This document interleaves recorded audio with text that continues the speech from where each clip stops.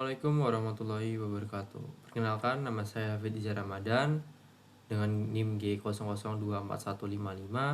Saya berasal dari kelompok A9.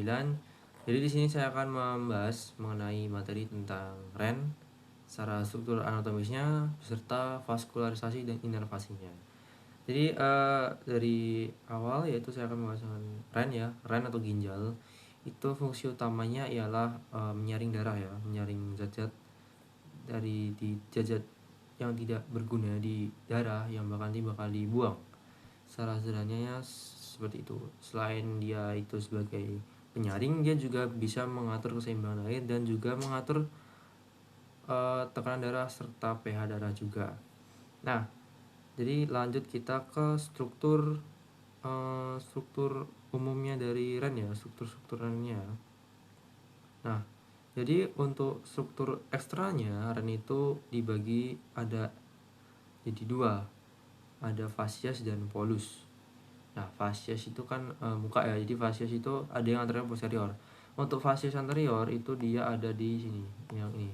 Nah, ini namanya fasies anterior. Terus selanjutnya adalah fasies posterior yang di belakang. Selanjutnya adanya pada polus atau ekstremitas. Polusnya ada dua, ekstremitas yang superior yang atas sama yang inferior yang di depan. Lalu ada juga namanya margo dua, yaitu margo lateralis. Margo lateralis yang di luar sini, juga ada margo yang medialis. Selanjutnya untuk bagian yang interna, dia itu ada beberapa macam. Yang pertama itu ada kortek. Kortek ini yang paling luar nih, kortek. Lalu di yang ini yang segitiga piramid ini namanya yang ini namanya adalah medula renalis, yang segitiga ini. Nah, selanjutnya di bawah ini adalah papilla renalis. Nah, setelah papilla renalis ini adanya namanya calyx minor. Nanti pertemuan antara calyx minor dan calyx minor di tempat besar ini namanya calyx mayor. Setelah calyx mayor nanti dia bakal bertemu nih di saluran ini, namanya adalah pelvis renalis. Selanjutnya saya akan membahas mengenai secara topografinya dari REN itu sendiri. Kalau dia itu dari posisi anatomisnya itu merupakan organ retroperitoneal.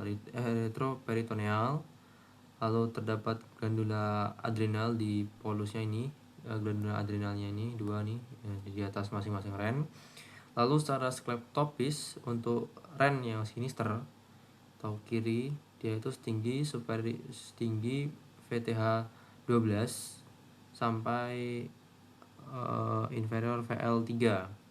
Untuk REN dexter tuh setengah lebih rendah daripada REN sinister karena dia terhimpit oleh hepar. Ini ada beberapa lapisan pembungkus dan fiksator dari REN. Nah, jadi REN yang ini ya, hari ini REN, yang ini REN, ini REN. Nah, untuk dia itu dibungkus oleh 4 pembungkus ya, ada kapsula fibrosa, perirenal fat. Perirenal itu yang ini yang mengelilingi dia ini, perirenal fat. Lalu ada fascia renalis. Terus ada pararenal yang bagian paling luar ini namanya pararenal. Paranal fat. Selanjutnya saya akan membahas mengenai vaskularisasinya, yang dimulai dari arterinya terlebih dahulu. Untuk arterinya pertama dari arteri renalis. Ini arteri renalis yang gede ini. Nah, dari arteri renalis dia tuh bakal